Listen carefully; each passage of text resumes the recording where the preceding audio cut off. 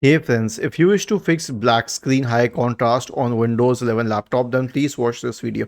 Now there are two things about it. One is that there is a setting in Windows which allows a high contrast mode.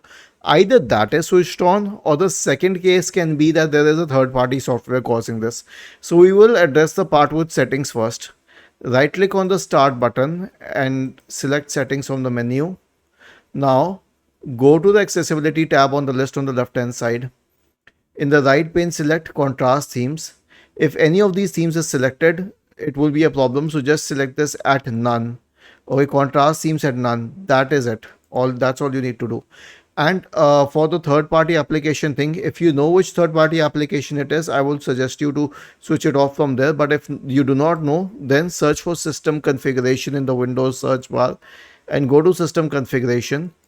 Go to the services tab, check the box associated with hide all Microsoft services. If any of the service is checked, click on disable all, apply, and then restart the system. This will solve your problem. Was this helpful? If yes, then please subscribe to the channel. If not, then let us know in the comment section of the video on how we could help you further. Thank you for watching this video and have a nice day.